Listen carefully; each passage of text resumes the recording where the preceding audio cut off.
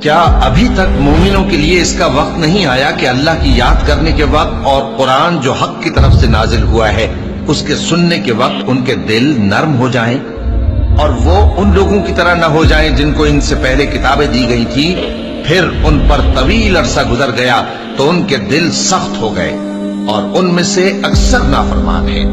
جان رکھو کہ اللہ ہی زمین کو اس کے مرنے کے بعد زندہ کرتا ہے۔ ہم نے اپنی نشانیاں تم سے کھول کھول کر بیان کر دی ہیں تاکہ تم سمجھو۔ جو لوگ خیرات کرنے والے ہیں، مرد بھی اور عورتیں بھی، اور اللہ کو نیک نیتی سے قرض دیتے ہیں، ان کو کئی گنا ادا کیا جائے گا اور ان کے لیے عزت کا صلہ ہے۔ اور جو لوگ اللہ اور اس کے پیغمبروں پر ایمان لائے، یہی اپنے پروردگار کے نزدیک صدیق اور شہید ہیں۔ ان کے لیے ان کے اعمال کا صلہ ہوگا اور ان کے ایمان کی روشنی بھی ہوگی۔ جن لوگوں نے کفر کیا اور ہماری آیتوں کو جھٹلایا وہی اہل دوزخ ہیں۔ جان رکھو کہ دنیا کی زندگی محض کھیل اور تماشا اور زینت و آرائش اور تمہارے آپس میں فخر و ستائش اور مال و اولاد کی ایک دوسرے سے زیادہ طلب و خواہش ہے۔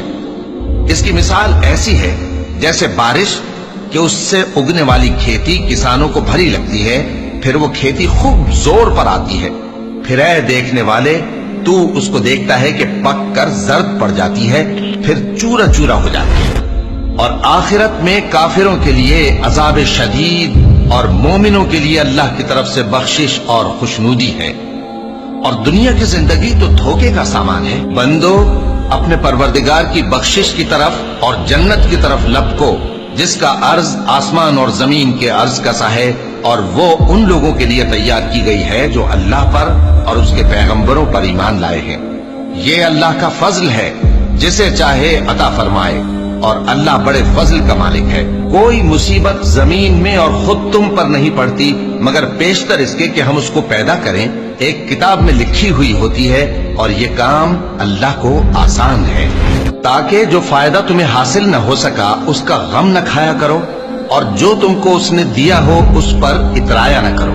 اور اللہ کسی اترانے اور شیخی بگارنے والے کو دوست نہیں رکھتا، جو خود بھی بخل کریں اور لوگوں کو بھی بخل سکھائیں۔